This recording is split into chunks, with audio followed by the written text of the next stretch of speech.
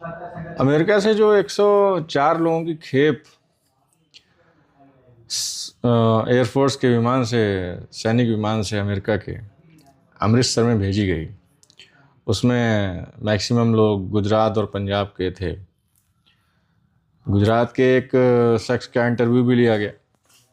उसने लगभग वो कहता है कि 30-40 लाख रुपए खर्चा किए अमेरिका जाने के लिए। डंकी रूट से वो गया, मतलब जितने भी लोग जाते हैं वहाँ पर डोंकी रूट होता है। डोंकी मूवी एक रिलीज़ हुई थी बहुत पहले, शाहरुख खान की हुई, कुछ दिन पहले, आप लोगों ने देखी होगी वो। उसमें ये दिखाते हैं डोंकी रूट से कैसे लोगों को फ़ॉरेन में भेजा जाता है और कैसे उन लोगों को अपनी जान बचाते बचाते ऐसे मतलब पहुँच जाते हैं, और फिर भगवान ही मालिक होता है उनका कि वो कैसे सर्वाइव कर पाते हैं अदर कंट्रीज़ में। कहते हैं ना कि भविष्य को बनाना है, भविष्य को उज्जवल करना है। गरीबी आदमी को परेशान करती है, समस्याएं आदमी को परेशान करती हैं, समस्याएं इंसान को कहीं ना कहीं लेके जाती हैं, मजबूरियां लेके जाती हैं। किसी को शौक़ नहीं है कि उसके पास पैसा हो और वो डोंकी रूट से विदेश की यात्रा करे। तो ऐसे कुछ मजबूरियां लोगों के अंदर रहती हैं और वो लोग जाते हैं। जान का भी जोखिम बहुत होता है, कुछ लोगों की जान भी चली जाती है इसमें। बॉर्डर पुलिस रहती है, बॉर्डर सेना रहती है, अगर कुछ ऐसी एक्टिविटी उसको मिलती है तो वो लोग गोली भी चला देते हैं, तो लोगों की जान भी चली जाती है। ये जो शख्स था, ये लगभग 11 महीने का सफ़र किया इसने वहाँ पे, और पनामा के जंगलों से भयावह उसकी जो इंटरव्यू उसने दिया मीडिया को, जो डरावना मंजर उसने बताया, और 11 महीने लगे उसको पहुँचने में पनामा के जंगलों से होते होते, और 11 महीने बाद पहुंचा अमेरिका, और 11 दिन के अंदर वो वापस भारत भेज दिया गया। मैं ये नहीं कह रहा हूँ कि गलत हुआ या सही हुआ, मैं ये भी कह रहा हूँ कि गलत तरीके से गया, गैर कानूनी तरीके से गया। कुछ फॉरेन कंट्रीज़ के फॉरेन अफेयर्स जो भी नियम कानून जो भी होते हैं उसको फॉलो करके जाना चाहिए। Proper passport, proper visa, proper जितने भी फॉर्मेलिटीज़ हैं उनको पूरा करके जाना चाहिए। मगर लोगों की मजबूरियां ऐसी हो जाती हैं, लालसा ऐसी हो जाती है, विदेश जाना है, पैसा कमाना है, कि लोग जो है आ जाते हैं, लालच में आ जाते हैं। मगर सबसे बड़ा सवाल एक खड़ा होता है कि लोग अगर लालच में आते हैं तो उनको लालच में लाता कौन है? जी, उनको लालच में लाता कौन है, ये ज़रा सोचिए एक बार। ये जो जगह जगह ट्रैवल एजेंसियां खुल रखी हैं, ट्रैवल एजेंट बैठे हुए हैं, खासकर पंजाब में और गुजरात में बहुतायत संख्या में बैठे हुए हैं।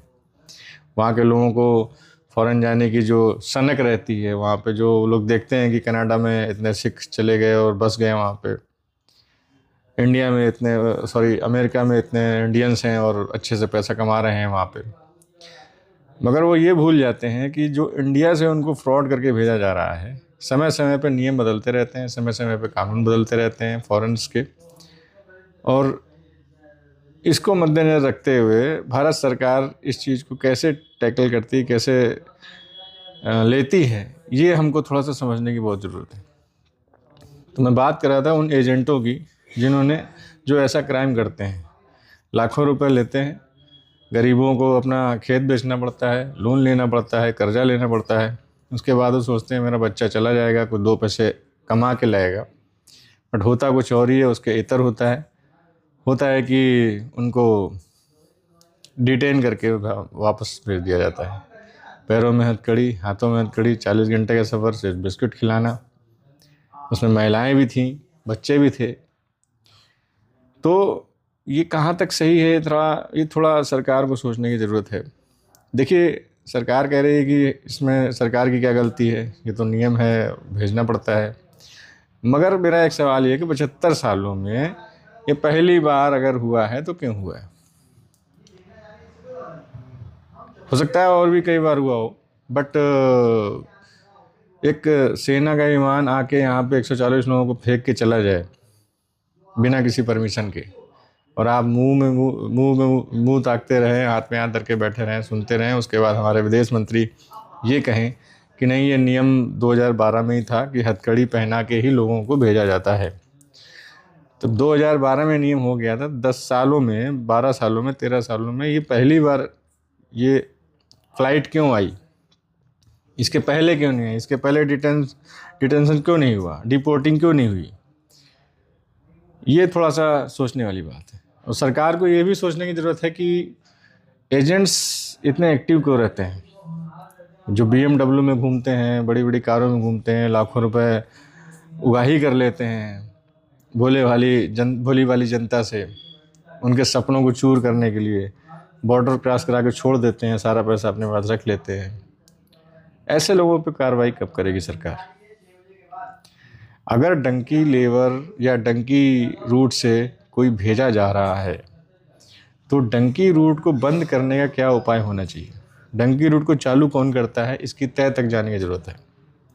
ऐसे एजेंटों पे नकेल कसनी चाहिए, ऐसे एजेंटों को जेल भेजना चाहिए, सज़ा देनी चाहिए जो ऐसी हरकतें करके लोगों को उस्काते हैं और अप्रिशिएट करके उनका पैसा फूकते हैं, पैसा बर्बाद करते हैं, उनकी लाइफ के साथ खिलवाड़ करते हैं, उनकी जान के साथ खिलवाड़ करते हैं।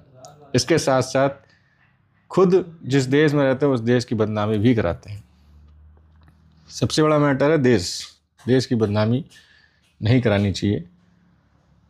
तो मुझे लगता है कि सरकारों को इसमें संज्ञान लेना चाहिए और राज्य सरकार जो इस समय आम आदमी पार्टी के पंजाब में है, वो गुजरात में भाजपा सरकार है, प्लस केंद्र सरकार जो है, इनको कुछ एक्शन लेके कुछ ऐसा एक्शन लेना चाहिए कि ऐसे एजेंटों पे नकेल लग सके और ऐसी हरकतें दोबारा ना हो सके और डंकी रूट को बंद किया जा सके पूरी तरीके से।